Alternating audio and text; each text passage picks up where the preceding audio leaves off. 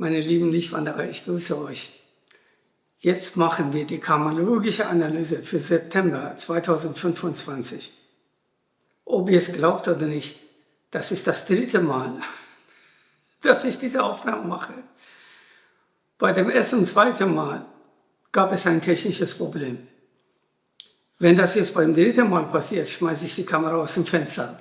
Also die Kamera, du musst jetzt wissen, du musst jetzt arbeiten. Ich hab dich abgedatet. So, nach dieser Aussprache von der Warnung können wir loslegen. Also, wie ich das in der ersten und 2. Aufnahme, die ihr niemals zu Gesicht bekommt, gesagt habe, sieht man hier, dass Sonne in Jungfrau ist. Und ich habe vorhin zum 50. Mal geschaut, die Sonne geht von Montag 22. auf Dienstag 23. September in Waage. Bis dahin ist Sonne in Jungfrau. So, Sonne in Jungfrau bedeutet, wir nehmen die Dinge ernst. Wir wollen ordentlich sein. Also wenn ihr euch meinen Schreibtisch anschaut, dann wisst ihr, dass hier Ordnung wirklich bitter nötig ist, weil überall Ideen liegen und ich bin zum Beispiel sehr kreativ. Und kreativ bedeutet, man geht nach Inspiration. Da kann ich nicht sagen, ich arbeite jetzt 12 Minuten da und bringe das oder die nächsten 2 Monate zu Ende, sondern die Inspiration kommt, dann mache ich das. Dann ist das schon getan. Dann kommt eine andere Inspiration in einem völlig anderen Zusammenhang, dann mache ich das.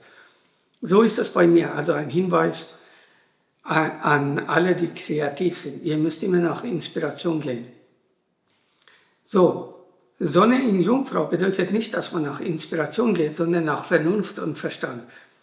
Und das bedeutet menschliche Ordnung. Jungfrau ist auf derselben Achse wie Fische. Jungfrau ist im 6. Haus, Fische ist im 12. Haus, die sind auf derselben Achse. Jungfrau ist die menschliche Vorstellung von Ordnung, von was auch immer. Und Fische ist die göttliche, die von der Seele kommt. Und Sonne in Jungfrau bedeutet, dass wir Dinge planen, dass wir tiefer in die Zukunft schauen, dass wir Ordnung schaffen. Die Dinge, die in dieser Zeit bis zum 22. September entstehen, sie sind zukunftsträchtig. Das bedeutet zum Beispiel Verlässlichkeit, Vertrauen, dass man sich aufeinander verlassen kann, dass man gemeinsam intelligente Entscheidungen trifft, ist für Jungfrau lebenswichtig. Jungfrauen hassen Überraschungen. Also Merkur ist der Planet von Jungfrau, aber auch von Zwillingen. Zwillinge lieben Überraschungen. Sie lieben es einfach, wenn Dinge geschehen, womit man nicht gerechnet hat und die machen auch keinen Sinn. Je sinnloser die Dinge sind, umso interessanter finden Zwillinge die Sachen. Bei Jungfrau ist genau umgekehrt. Jungfrauen müssen immer die Kontrolle haben.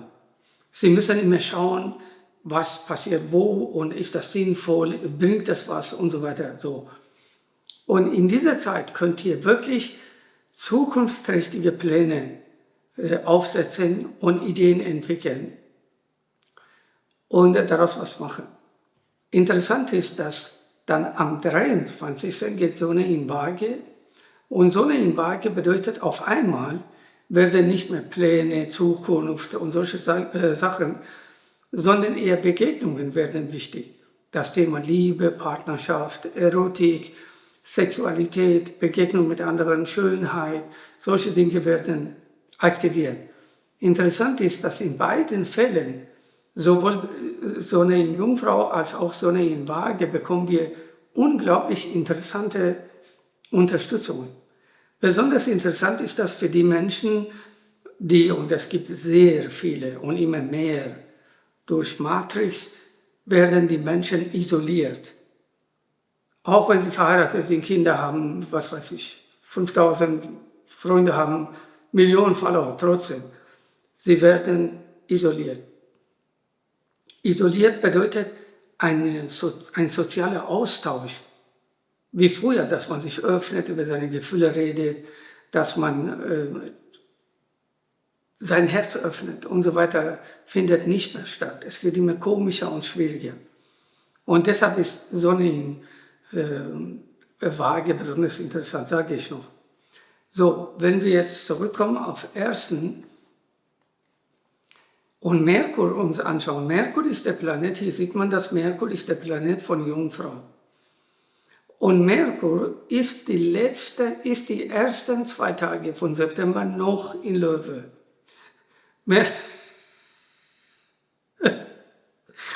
Merkur in Löwe bedeutet, du bist nicht wichtig. Deine Gefühle, deine Gedanken, ich bin wichtig.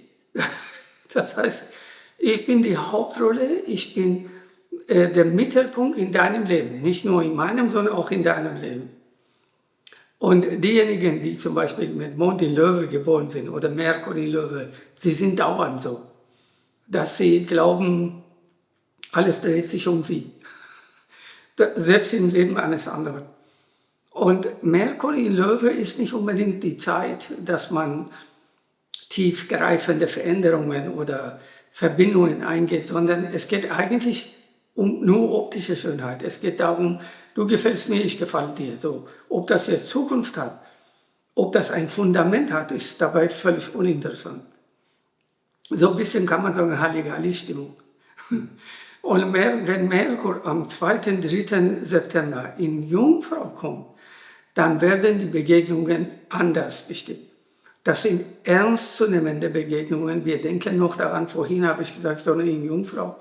Das bedeutet, Merkur im eigenen Zeichen in Jungfrau unterstützt Begegnungen, bitte hört gut zu, unterstützt Begegnungen, die wichtig sind für uns. Das ist nicht nur für ein paar Minuten oder für ein paar Monate.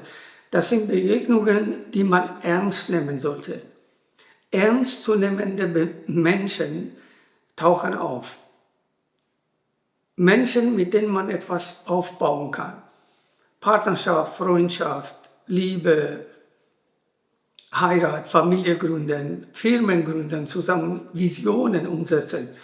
Jungfrauen sind sehr vernünftig, was mir sehr gefällt. Sie gehen nur nach Fakten, nach Tatsachen. Sie kalkulieren viel. Nachteil ist, sie kalkulieren nur. Sie kommen kaum dazu, etwas zu tun. Und sie sind viel zu misstrauisch. Aber in der Regel sind das die Jungfrauen, die Gewinner sind.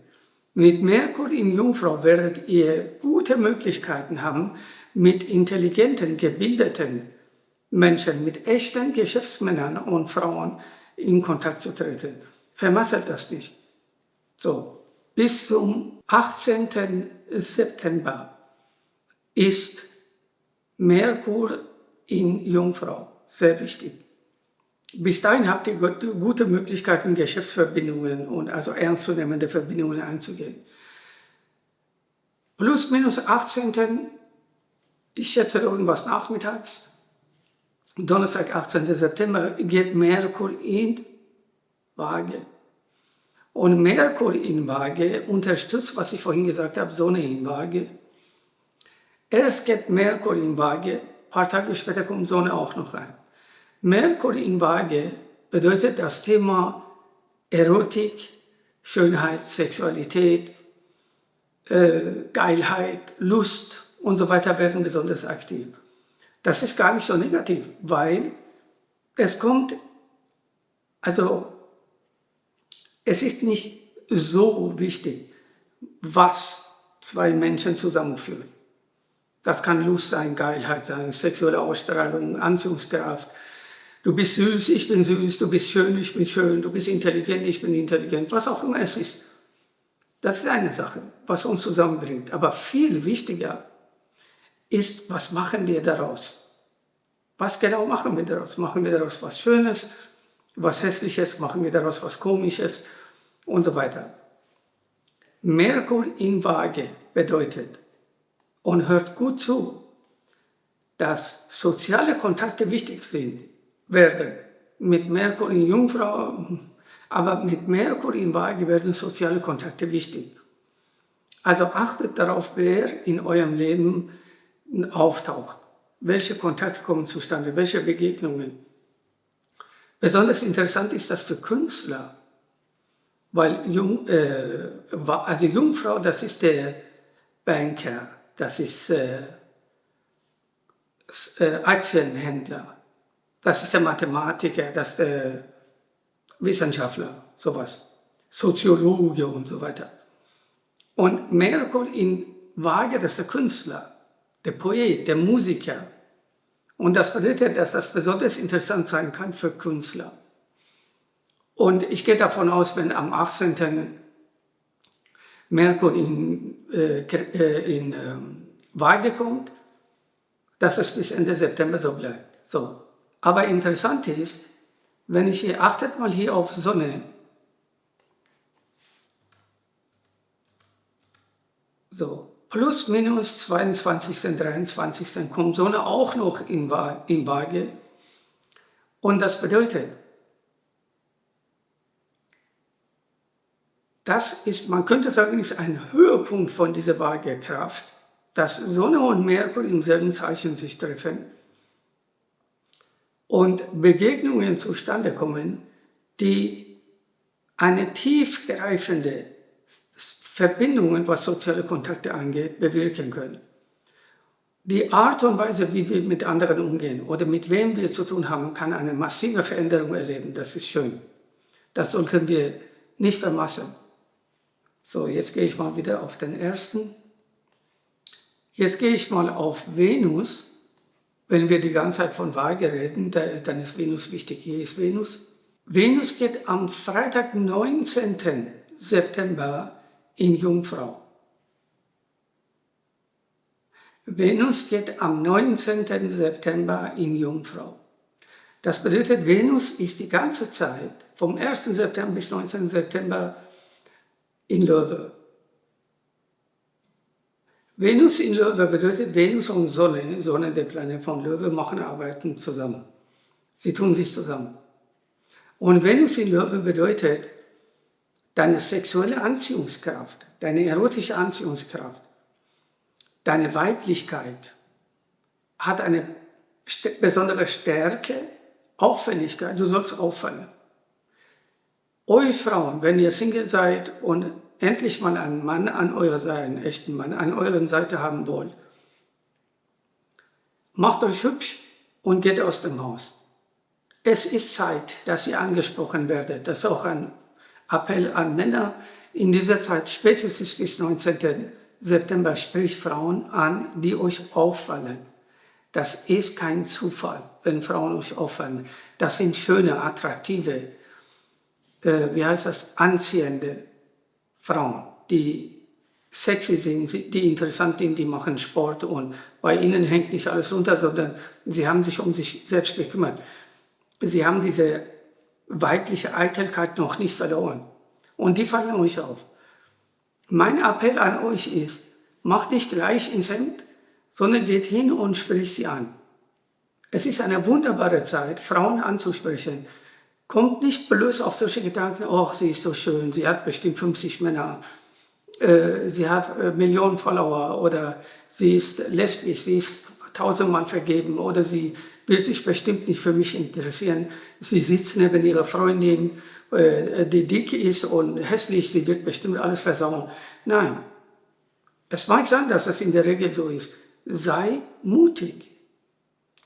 Geh hin und sprich sie höflich und freundlich, galant und männlich an. Mit Venus in Löwe wollen Frauen einen starken Mann und nicht einen Luschi. Jemand, der sich verunsichern lässt, wenn die hässliche Freundin daneben sitzt und sagt, lassen Sie in Ruhe, dass du dich davon überhaupt nicht beeindruckst und sagst, es geht dich nicht an, ich rede mit ihm, mit ihr. Und wir wollen ganz cool bleiben, ich spreche dich an. Hast du Lust, dass wir uns kennenlernen? Du interessierst mich, du fällst mir auf und ich möchte dich kennenlernen. Ganz einfach. Also, dass du wirklich zu dem, was du bist, stehst. Und wenn sie sagt, nee, ich habe einen Freund oder passt nicht und so weiter, dann sag, kein Problem, alles Gute, schönen Tag noch. Und dann gehst du. Und du bist nicht wütend, du bist nicht traurig, du bist nicht sauer, weil in der Regel ist das so. Nur falsche Türen bleiben geschlossen, verschlossen. Scheiß darauf. Die richtige Tür ist offen, lange bevor du überhaupt da ankommst. Einfach weitergehen. Beschäftige dich nicht mit all diesen Neins und Neinsager, sondern geh einfach weiter. Und komm von dieser Idee runter, ich kann attraktive Frauen nicht ansprechen, sondern nur mittelmäßige. Das ist Blödsinn. Frauen empfinden interessante Männer anders, als wir Frauen interessant finden. Es ist wichtig, dass wir es begreifen. Bei Frauen geht es um Gefühle. Sie fühlen irgendwie etwas und danach richten sie sich. Sie können die Gefühle manchmal auch nicht erklären, aber sie gehen danach. Und wir gehen danach, ist sie attraktiv, gefällt sie mir, hat sie schon einen Körper, finde ich sie süß, schön, was weiß ich. Und deshalb geh einfach hin und mach. Das wird, was ich dir gesagt habe, unterstütze auch nachher von Mars, sage ich dir noch. Aber bleiben wir erstmal bei Venus. Venus ist bis zum 19. in Löwe und danach geht Venus auch noch in Jungfrau. Wenn Venus in Jungfrau ist bis Ende September, ab 19. September wollen Frauen einen erfolgreichen Mann, einen gestandenen Mann. Ein Mann, der auf eigenen Beinen steht, kein Muttersöhnchen ist, kein Jammerlappen, keine Flasche und kein Luschi, sondern ein Mann. Muss auch nicht so ein Macho-Idiot sein. Mit Venus in Löwe, ich habe meine eigene Sprache, mit Venus in Löwe mögen Frauen, niedrig schwingende Frauen, Kaugummi kauende, Handtaschentussis, sie fahren eher auf Macho-Idioten ab. Also Macho-Idioten, ich sage auch in der Strandficker, das sind die so Brusthaare raus und lange Haare mit so einer riesigen Kette und mit Gitarre unterwegs sind und Frauen anmachen wollen. Sie wollen so zeigen, ja, ich bin hier die sexuelle Revolution der Männlichkeit. Und die Frauen, die Venus im 5. Haus haben oder in Löwe, fahren auf so eine Scheiße auch noch ein. Aber nicht Frauen, die Venus in Jungfrau haben. Sie sind klar, die sind vernünftig. Sie nehmen Macho-Idioten nicht ernst. Sie reden nicht mal mit ihnen, sondern sie müssen einen Mann ernst nehmen, einen erfolgreichen Mann, einen Mann. Venus in Jungfrau ab 19. September stehen auf erfolgreiche Männer. Ob das jetzt Erfolg daran bemessen ist, dass er viel Geld hat, ist eine andere Sache. Aber erfolgreiche Männer, gestandene Männer. Nicht Männer, die mit einem Kampfhund rumlaufen oder mit einer Ferrari und meinen, sie haben es geschafft. Das sind Trottel, die irgendwas demonstrieren, was sie nicht sind. Echte Männer demonstrieren ihre Stärke nicht. Sie sind ruhig, sie bleiben bei sich selbst und haben gar kein Interesse, irgendwelche Kaugummi-Kante Tussis zu beeindrucken. Sondern sie sind entspannt und konzentriert. Ihr Frauen, wenn ihr solche Männer wahrnehmt, egal auch wenn er einen Ring anhat, 3 Frauen, 50 Frauen sind um ihn herum, wenn dieses Gefühl in dir passiert, das du nicht definieren kannst, mit Venus in Jungfrau, geh hin und sprich mit ihm. Du interessierst dich für ihn, geh hin und mach was. Ob das dann bei ihm auf Gegeninteresse trifft, ist ihm überlassen. Und dann sehen wir weiter. Vergiss das nicht, das sind wirklich wichtige, unterschwellige, geistige Gesetzmäßigkeiten, die ich euch sage. Und das ist nicht einfach eine astrologische Prognose, so, sondern auch Lektionen des Lebens. So. Dann gehen wir auf 1. September wieder. Hier, Mars ist in Waage am 1. September. Mars war schon im August schon in Waage. Das habe ich schon in August-Prognose gesagt. Mars ist jetzt in Waage. Und ich muss jetzt gucken. So, Mars ist schon wieder am 22. in Skorpion. Das bereitet mir jetzt schon Übelkeit. Aber dazu komme ich gleich. Ich hasse das. Aber Mars in Waage ist eine schöne Zeit. Ich kann wirklich das nicht oft genug sagen. Leute, Matrix isoliert uns. Wir öffnen uns nicht. Wir haben Angst vor anderen. Wir haben Angst vor Männern, wir haben Angst vor Frauen. Frauen haben Angst vor Männern, Männer haben Angst vor Frauen. Das ist doch scheiße. Wir Menschen sind doch keine Raubtiere. Nicht alle laufen mit einem Schwert durch die Gegend. Wir müssen diese Isolation mit Mars in Waage überwinden. Ganz besonders ihr Frauen, ihr Männer seid gefragt. Mars, männliche Kraft. Waage heißt, ich gehe auf Frauen zu.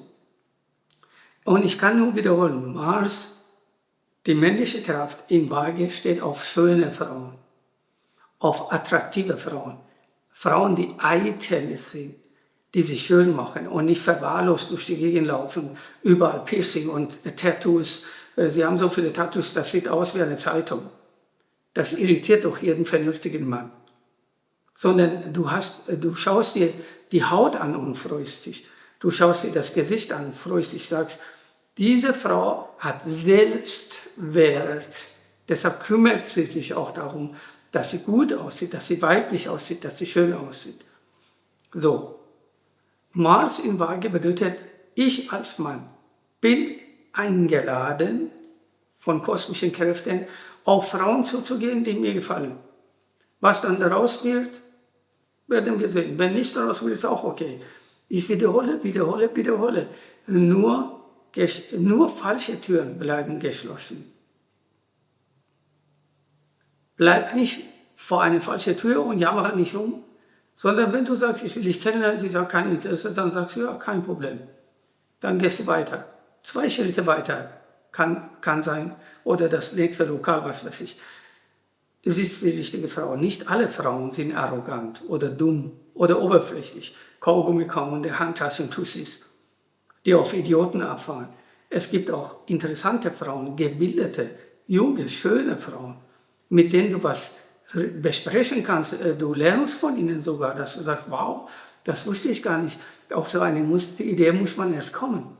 Also Frauen, die einen begeistern, dass du sagst, wow, die Frau ist nicht nur super schön, sie ist nur süß und schön, hat einen richtig geilen Körper, sondern die Frau hat auch Geist. Sie hat eine Bildung, sie hat Ahnung, in was für einer Welt wir leben. Mit ihr kann man darüber reden, sie ist aufregend, inspirierend. Das ist Mars in Waage. Nutze die Zeit. Und bitte, ihr Frauen, wenn du einen Mann kennenlernen willst, geh alleine aus. Frauen meistens gönnen sich gegenseitig das Glück nicht. Echte Freundschaften zwischen Frauen ist selten. Das hat andere Matrixgründe.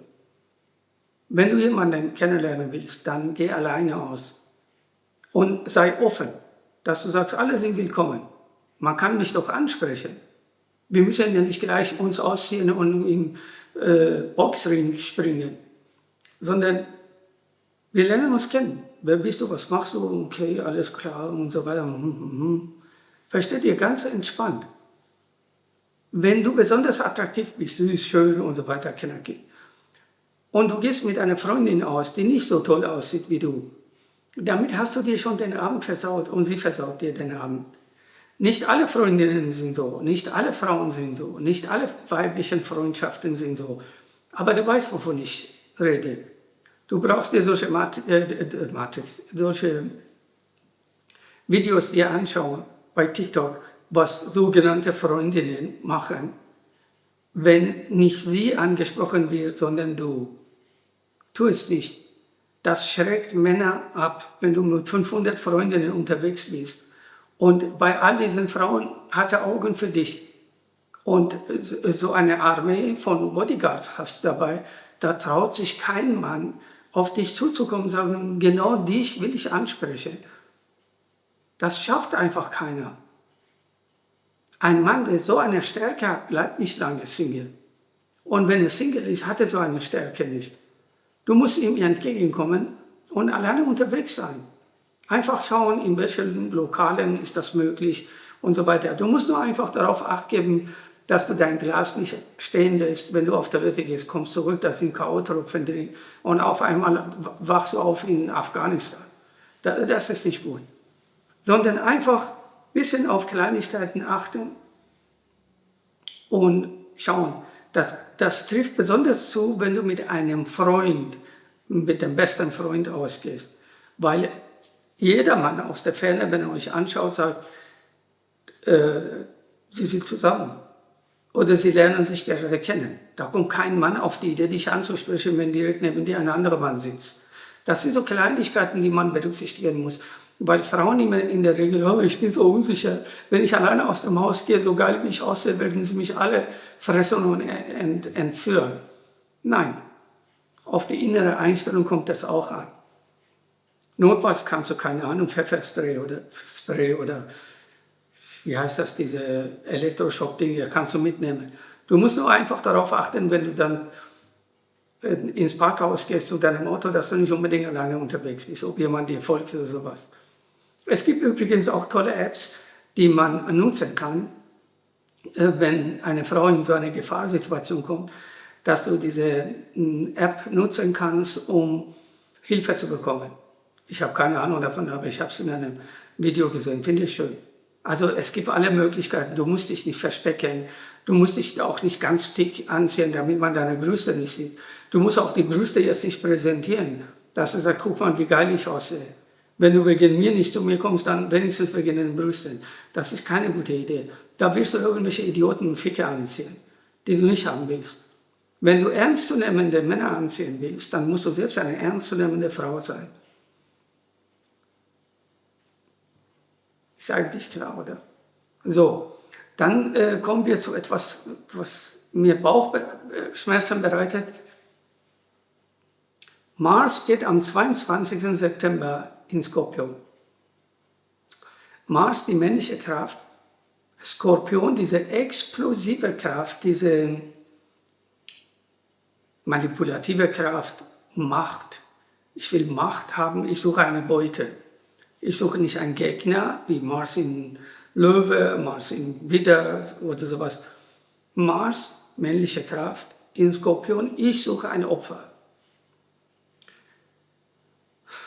Skorpione machen so, sie haben solche Scheren, sie halten das Opfer fest. Ich habe dasselbe live erlebt. Sie halten das Opfer fest, da kommt der Stachel, den man vorher nicht gesehen hat, und sticht rein. Nicht um das Tier zu töten, sondern um es zu betäuben. Das Tier ist beim vollen Bewusstsein, ist nicht tot, atmet, nur kann sich nicht mehr bewegen. K.O.-Tropfen.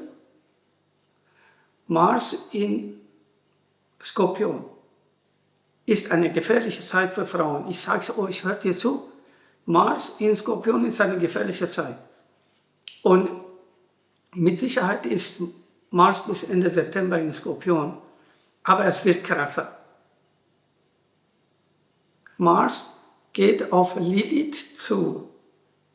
Lilith an sich ist schon eine ziemlich blöde Konstellation. Lilith in Skorpion, die Schattenseite der Weiblichkeit. Und jetzt kommt auch noch Mars dazu. Also wirklich, mir wird's schlecht. Und ja, wahrscheinlich werden wir im Oktober Prognose das angehen. Also bitte, passt auf euch auf. Wenn ihr schön seid, wenn ihr attraktiv seid, wenn ihr sexy seid, sportliche junge Frauen, ja, ihr habt eine verstärkte Anziehungskraft, was Weiblichkeit angeht. Ihr habt euch um euch selbst gekümmert, ihr habt einen schönen Körper euch verschafft, ihr habt die Ernährung umgestellt. Und ihr seid einfach, ist auch normal, ist auch natürlich, dass jeder Mann euch haben will. Nur Männer mit Mars in Skorpion empfinden es anders, wenn sie für böse Kräfte anfällig sind. Nicht alle Männer. Zum Glück, nicht alle Männer sind scheiße darauf, aber es gibt Männer, die sind scheiße darauf. Mit Mars in Skorpion fühlen sie sich besonders heimisch und erlauben sich einfach auf fremde Frauen zuzugehen, sie anzufassen. Oder noch Schlimmeres. Deshalb müsst ihr euch in Acht nehmen. Ich hoffe, ihr vergisst das nicht. Ich möchte nur einfach, dass ihr am Ende des Tages heil nach Hause kommt und nicht in Saudi-Arabien aufwacht oder in Mexiko oder sowas und man sieht euch nie wieder. Das ist doch scheiße. Wenn man jemanden plötzlich nicht mehr sieht und nichts mehr von ihm hört, vor allem den man geliebt hat. Wie willst du das verkraften? Da dreht man ja komplett durch. Wie ich gesagt habe, Mars geht am 22. in Skorpion und wenn ich jetzt Richtung Ende September gehe, treffen sich zum Glück Mars und Lilith nicht im September. Und dieses Theater geht dann im Oktober los und deshalb passt einfach auf euch auf. Ich werde im Oktober das detaillierter sagen. Gott, ey, was für eine Welt. Dass man Frauen sagen muss, seid vorsichtig. Ah ja, genau. Jetzt sage ich euch etwas wegen Jupiter in Krebs. Also, Krebs, Menschen, Männer, Frauen natürlich mehr, die sind extrem emotional, sehr gefühlsbetont. Das sind Dramatiker. Krebs und Steinbock, das ist dieselbe Achse. Steinböcke sind auch Dramatiker. Sie machen aus jeder Kleinigkeit ein Drama.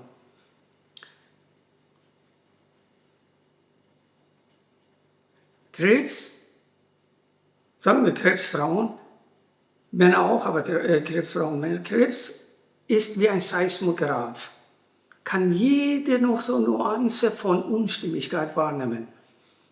Krebse kommen mit Konflikten, Stress, emotionale Auseinandersetzung und so weiter überhaupt nicht klar. Sie machen von sich aus, selbst wenn sie nichts finden, sie schauen und sagen, oh, es ist bewölkt, die Wolken sind da. Wenn sie nichts finden, machen sie aus nichts ein Drama. Geschweige denn irgendwas ist los. Sie verstecken sich gerne unter dem Stein. Sie wollen mit der Welt da draußen nichts zu tun haben. Sie wollen nicht mal wissen, da draußen gibt es überhaupt Menschen. Sie verstecken sich unter dem Stein, weil sie Angst haben, gefressen zu werden. So, jetzt ist Jupiter drin. Jupiter ist genau das krasse Gegenteil von Krebs. Jupiter sagt, öffne dich, geh in die Welt hinaus, zeig dich. Da draußen gibt es wunderbare Menschen. Da draußen gibt es überhaupt Menschen. Die sind freundlich, die sind herzlich. Es gibt natürlich Arschlöcher und Idioten und Psychopathen. Aber die meisten Menschen sind in Ordnung. Das sind freundliche Wesen, hilfsbereite Menschen, das sind gütige Menschen, gebildete Menschen. Du wirst nicht gefressen, wenn du aus dem Haus gehst. Ich habe selbst Mondknoten im Krebs, Mond habe ich im Krebshaus, im 4. Haus. Deshalb gehe ich so gut wie gar nicht aus dem Haus. Ich empfinde so. Das ist aber nicht gut. Mit Jupiter in Krebs heißt, geh in die Welt, öffne dich. Zum Glück habe ich Sonne im Wassermann. Das öffnet mich wenigstens. Dass ich sage, man tut sich mit anderen zusammen. Man öffnet sich, international sogar, Jupiter international. Und Krebs ist regional, also das krasse Gegenteil. Es gibt lokal, regional, national, international. Und Krebs ist eher so lokal, so ganz kleiner Punkt, irgendein Stein, darunter verstecken sie sich. Und Jupiter ist international die komplette Welt. Es ist also die perfekte Zeit, sich zu öffnen. Öffnet euch, sprecht über eure Gefühle. Seid offen hier drin, heißt nicht, ich laufe rum und erzähle jedem, was für Probleme ich habe. Sondern sei in deinem Herzen offen. Überwinde deine Ängste. Zeig dich so, wie du bist. Lächele, Jupiter, lächele. Geh lächelnd durch die Welt. Begrüß die Menschen und lass dich begrüßen. Das ist die Zeit für Jupiter in Krebs. Es ist eine gewaltige Überwindung für Krebsmenschen, besonders Krebsfrauen, sich zu öffnen. Aber glaubt mir, wenn ihr euch wirklich öffnet, das bedeutet nicht, jeder kann mit euch machen, was er will, werdet ihr auch gute, intelligente, interessante, poetische, künstlerische Menschen kennenlernen. Vermasselt das nicht. Jupiter bleibt eine ganze Weile noch im Krebs. Eine wunderbare Zeit für Künstler. Jupiter Krebs, Künstler, international. Schöne Zeit. Dann sage ich kurz was zu Uranus. Uranus ist extrem langsam. Wir werden Uranus jetzt Ende Stier nicht mehr erleben in dieser Inkarnation. Die vielleicht in 100 Jahren in die Welt kommen, die vielleicht. So, Uranus ist der Befreier, der Planet von Wassermann. Und Uranus ist jetzt Anfang Zwillinge. Wird aber jetzt in ein paar Tagen, also der 5. September, wird Uranus rückläufig. Das heißt, läuft zurück Richtung Stier. Wenn so ein Planet rückläufig wird, dann heißt es, Dinge werden überprüft. Man überfliegt sie wieder, um zu prüfen, hast du dich von allem befreit? Uranus, in rückläufiger Uranus Richtung Stier heißt, viele Familien werden auseinanderbrechen, die falschen. Familie ist das Schönste überhaupt. Aber die meisten Familien sind falsche Familien. Deshalb sind sie auch unglücklich miteinander, gehen so schlecht miteinander um. Wie überhaupt falsche Familien entstehen können, habe ich in meinem Buch die Enthüllung der satanischen Matrix der Schwangerschaft, der größte Betrug an Frauen, detailliert erklärt. Besorgt euch das Buch. Besorgt euch das Buch, wenn ihr das Buch noch nicht gelesen habt. Das wird euch zwar schockieren, aber es ist die Wahrheit. Ob wir schockiert sind oder nicht, die Wahrheit bleibt trotzdem die Wahrheit. Besorgt euch das Buch. Der größte Betrug über Frauen. Mann, ich habe so viele Jahre mit mir gekämpft, bis ich das Buch geschrieben habe. Okay, also Uranus geht zurück Richtung Stier. Das bedeutet, Paare werden auseinanderfallen. Wo man gedacht hat, das ist das Paar des Jahrtausends. Die passen so perfekt zusammen, sie sind so glücklich. Die Fassade bricht in sich zusammen. Die werden auseinandergehen. Die Falschen gehen auseinander. Die Richtigen werden noch mehr zusammen verschmelzen. So. Eigentlich reicht das. Also Uranus ist so langsam, da werden wir in anderen Monaten auch was dazu sagen. Was mir aber besonders am Herzen liegt, sind diese zwei Herrschaften, beziehungsweise diese drei. Nämlich Saturn, mein Hauptplanet, Neptun, die göttliche Urkraft und Mondknoten. So, wenn wir jetzt Ende September,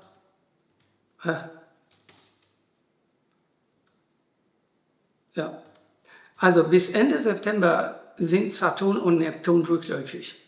Saturn, der Bildhauer, der Korrektor, der Direktor, der Prüfer, haut einfach alles weg, was nicht mehr passt. Anfang wieder willst du das nicht, du leistest Widerstand. Du sagst, ich will nicht, ich will meine Kinder nicht loslassen. Ich will meinen Freund nicht loslassen. Oder ich muss mich um meine Mutter kümmern, ich kann sie nicht allein lassen. Saturn schlägt alles weg, ohne Rücksicht auf deine Gefühle, was für deine Entwicklung nicht mehr gut ist. Das ist eine beschissene, brutale Zeit des Loslassens. Mache ich auch gerade die Hölle durch. Wirklich einfach unangenehm. Aber das Schöne ist, das erlebst du auch nicht mehr nochmal. Also Neptun im Anfang wieder bezieht sich auf Vergangenheit. Hört gut zu, ich habe das in einem Video ausführlich, die zwei Herrschaften beschrieben. Neptun im Anfang wieder geht zurück Richtung Fische, heißt, alles, was deine Selbstverwirklichung, deine Willenskraft angeht, blockiert und so weiter, nicht zulässt, dass du weiterkommst aus der Vergangenheit, wird gelöst. Wenn du es zulässt, heißt das. Meine Empfehlung, ich weiß aus bitteren Erfahrungen, mach mit. Mit den beiden kannst du nicht Spaß machen. Du kannst sie nicht belügen, betrügen, du kannst nicht sagen, mache ich aber nächste Woche. Oder kannst du mal weggucken, statt ständig auf meine Fehler zu starren? Funktioniert nicht. Wenn sie merken, Saturn und Neptun, dass du versuchst, sie zu bescheißen, werden sie aggressiv. Und glaub mir, das ist unangenehm. Aber wenn du mitmachst, werden sie dich reichlich beschenken. Das weiß ich aus eigener Erfahrung. Du wirst Geschenke bekommen, die du nicht für möglich gehalten hast.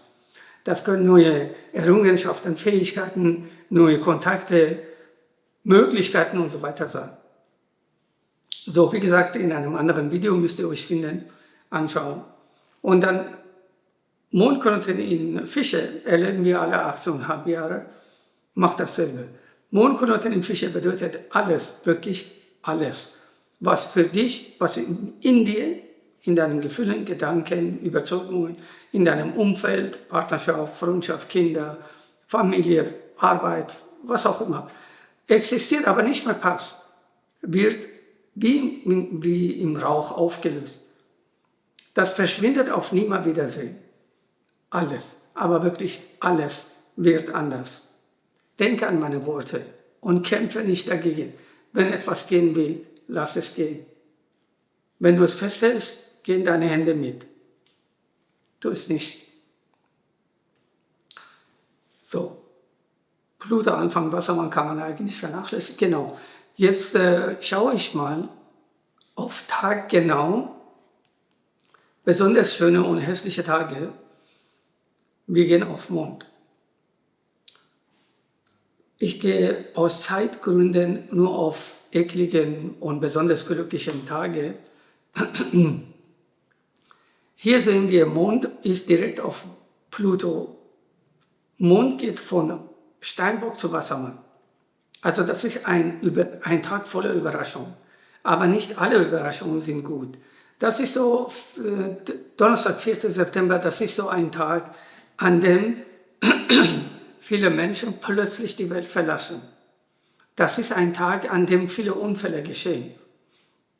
Eigentlich ist das ein Tag der tiefen Transformation. Mond auf Pluto, Transformation. Das bedeutet, etwas Altes soll sterben, damit etwas Neues entstehen kann. Das heißt, das ist so typische Konstellation. Auf einmal schreibt der Freund eine SMS, ich kann nicht mehr mit dir zusammen sein, ich habe jemand anderen kennengelernt. Da denkst du dir, wie geht denn das aus heiterem Himmel? Urplötzlich macht nichts. Er war nicht der einzige Mann. Alle anderen Männer sind nicht ausgestorben.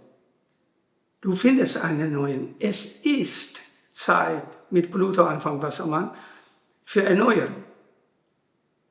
Ja, aber nicht dem, was in der Vergangenheit war, was jetzt steht hinterher, sondern begrüße das Neue, öffne dich. Ich weiß aus Erfahrung, wie schwer es einem fällt, wenn eine Beziehung zu Ende geht und man sich der Welt wieder öffnen will. Ist nicht so einfach, aber es ist machbar. So.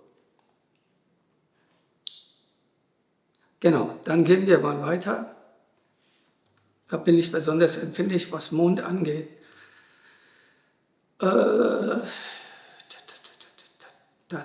Hier haben wir Mond in Fische.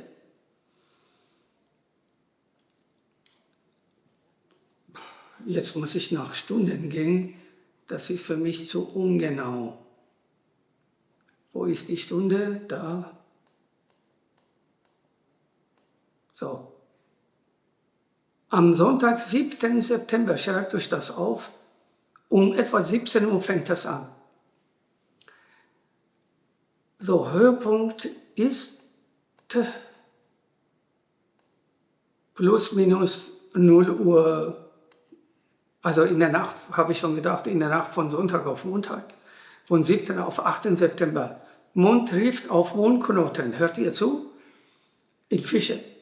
In Fische geht etwas Altes für immer zu Ende. Irgendwas, was nicht mehr passt. Du verlierst dein Auto, du gehst hin und auf einmal das Auto ist weg. Du verlierst deine Tasche, dein Portemonnaie oder der Freund verschwindet, sagt, ich kann dich nicht mehr haben oder die Freundin und so weiter. Egal was geht, es hat seine Berechtigung, glaub mir. Also wenn ich mit etwas Erfahrung habe, dann ist das Verlust. Das ist die Zeit für Verlust. Wenn etwas geht, dann war das Zeit, dass etwas Neues, Besseres kommt. Was? Nochmal. Wenn etwas geht, dann ist das die höchste Zeit, damit etwas Besseres kommt. Erinnert euch an meine Worte. dann geht es euch auch besser. Am Montag, 8. September, in der Nacht von Montag auf Dienstag, für die, die Halligalli-mäßig unterwegs sind, das ist eine heftige Zeit. Mond trifft zuerst auf Saturn, dann auf Neptun. Das ist eine tiefe Korrektur.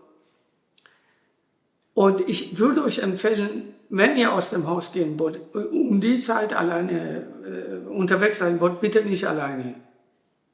Weil das eine sehr starke, korrigierende Energie ist in dieser Nacht. Ihr müsst einfach ein bisschen mehr auf euch achten, die Türen richtig zu machen, die Fenster zu machen, wegen dieser Dreckseinbrecher, die sich überall zu Hause heimisch fühlen, die Feiglinge, die in der Nacht kommen, wenn alle schlafen. So, dann lasst uns mal schauen. Mond auf Uranus ist der Freitag 12. Ist eine schöne Zeit.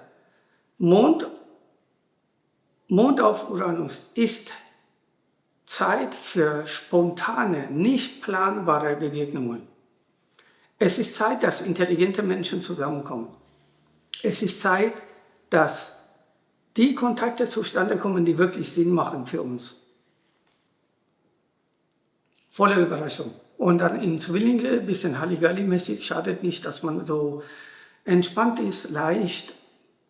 Die Konversationen gehen so leicht von der Hand.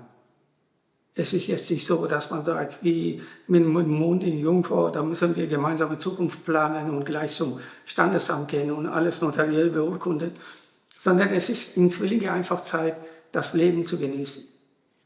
Dienstag, 16. September. Mond auf Jupiter in Krebs. Die Dramatiker sollen sich kennenlernen. Künstler sollen sich kennenlernen. Menschen, die tiefe Verbindung suchen, sollen sich kennenlernen. Nur an diesem Tag, das gilt nur an diesem Tag, solltet ihr ausgehen und euch zeigen. Diese Kraft, die die Richtigen zusammenführen will, beginnt zu wirken etwa 8 Uhr morgens. Höhepunkt ist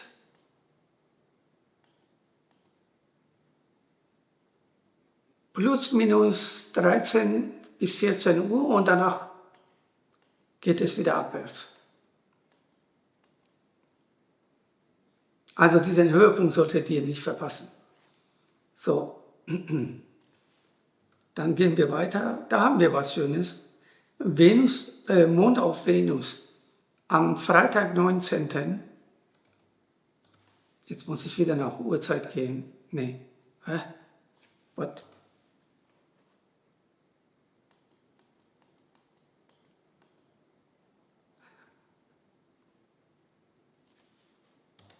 Ja, doch Freitag 19. etwa 13 Uhr, 14 Uhr ist das der Höhepunkt.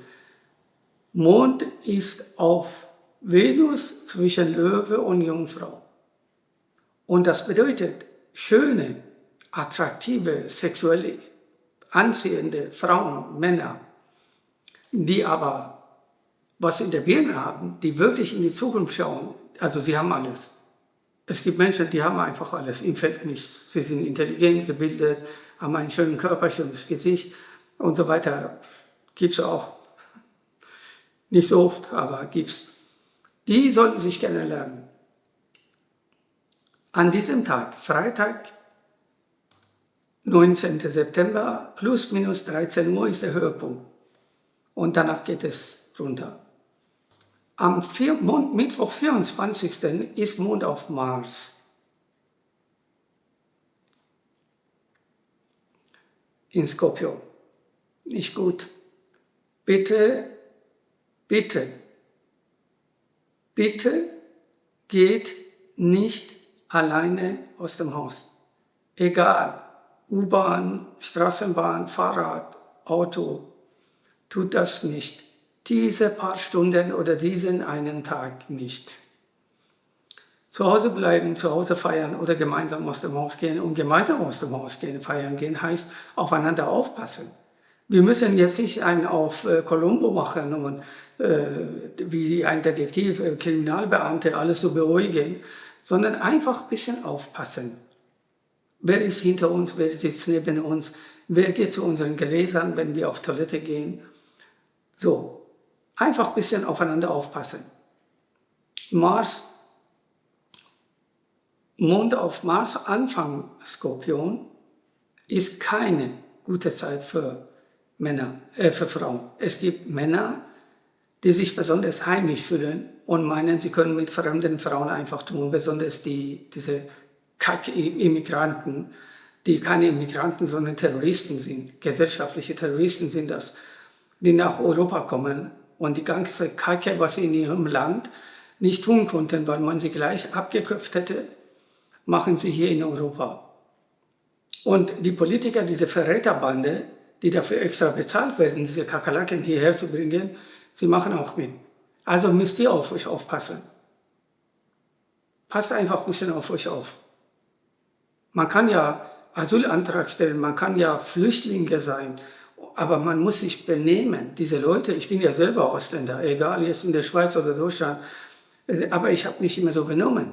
Man kann nicht als Gast irgendwo in einem Land sein und die Sau rauslassen und anfangen dort Moscheen aufbauen und eigene Religionen und die Leute auch noch bekehren. Hallo? Man muss die Leute respektieren, den Gastgeber respektieren, wie er ist. Und wenn sie das nicht tun, dann sollen sie sich verpissen. Und weil das nicht der Fall ist, weil diese Verräter, die sich Politiker nennen, mitmachen, müsst ihr auf euch aufpassen. So. Toll. Dann trifft auch noch Mond auf Lilith. Ein Tag danach, am Donnerstag, 25. September, wie ich das hasse.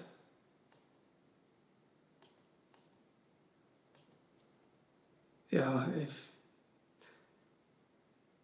diese Energie beginnt zu wirken ich sage nochmal Donnerstag, also das ist die schlimmste Kraft überhaupt. Donnerstag, 25. September, die Nacht auf Freitag, 26. Einfach nicht aus dem Haus gehen, bleibt einfach zu Hause. Wenn ihr sagt, unbedingt an diesem Tag will ich feiern gehen, dann nicht alleine. Und nicht alleine heißt nicht mit Menschen, die sich nicht die Bohne für euch interessieren, nach dem Motto, oh, da hat jemand eine Tablette in dein Glas getan, mal sehen, was jetzt passiert. Nicht solche, sondern Menschen, die dich achten, respektieren, lieben, auf dich aufpassen. Und du auch auf sie, also Menschen, denen du was bedeutest, sowas. Wenn es unbedingt sein muss. Wenn nicht, dann lass es einfach. Bleib einfach zu Hause. Allein der Gang von dem Lokal bis Parkhaus kann schon verheerend sein. Das ist so. Wir leben in so einer Scheißwelt, dass sowas überhaupt möglich ist. Dass Kinder geklaut werden, hallo? Hunderttausende. Allein in Deutschland. In einem Land Hunderttausende. Wer kommt auf so eine kranke Idee, Kinder zu klauen oder Frauen zu klauen? Ja, ich kann euch sagen, es gibt auch schöne Tage. Wer hätte es gedacht? Also, Mittwoch, 3. September ist ein schöner Tag. Wir haben Mond, Opposition Jupiter. Das ist ein schöner Tag für glückliche Begegnungen. Dann haben wir auch was noch Besseres. Wir haben Mond, Opposition am Freitag, 5. September. Gott. Am Freitag, 5. September haben wir Mondopposition Venus. Mond ist im Wassermann. Das heißt, Frauen sind viel offener, entspannter, glücklicher und heißen dich willkommen. Und am Mond haben wir Opposition Venus. Das heißt, die Richtigen sollen sich finden. Wassermann, Löwe passt auch ziemlich gut zusammen. Wenn Löwe nicht meint, er ist der König. Niemand ist König im Leben eines anderen. In seinem eigenen Leben ist jeder ein König. Ich sehe Mittwoch, 10. September, haben wir Mondopposition Mars. Da müsst ihr aufpassen. Schlägerei und Idioten, die einen schräg anschauen. Du siehst schon, sie suchen nach einem Ventil. Die ganze Kacke, was sie in ihrem scheiß Land erlebt haben oder in der Kindheit, an irgendjemandem auszulassen. Einfach ignorieren. Wir haben Mond, Opposition Mars, einfach ignorieren und weitergehen. Und auf Provokation nicht reagieren.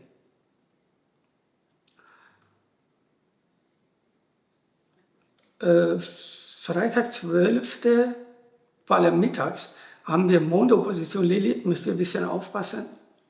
Ist nicht so schlimm, aber muss man einfach ein bisschen aufpassen.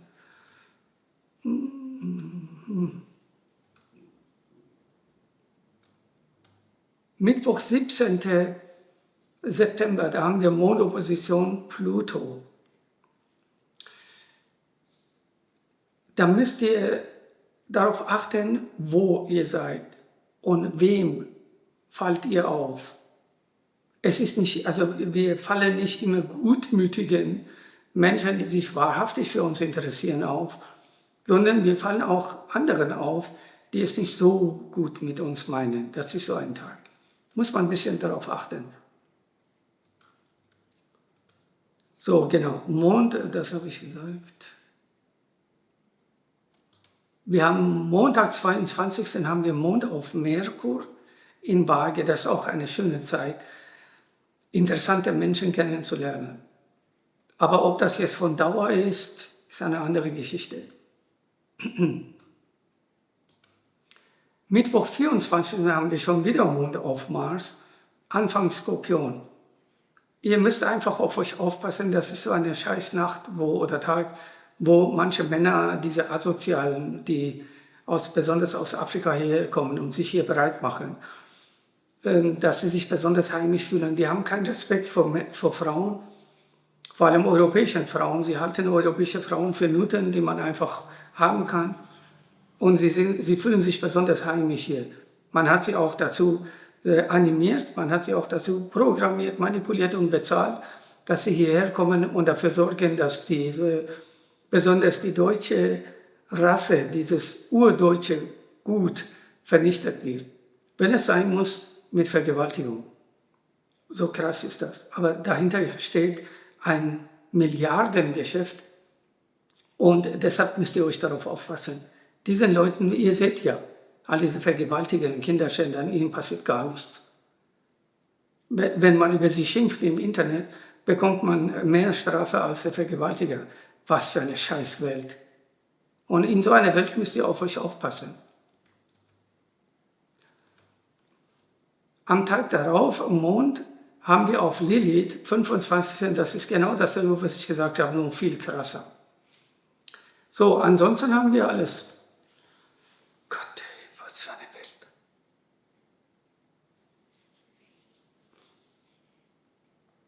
Ich will einfach, dass es euch gut geht. Besonders wenn ihr schön seid, wenn ihr interessant seid, wenn ihr, wisst ihr, vor allem schöne Frauen, also Frauen sind an sich schon Blumen Gottes.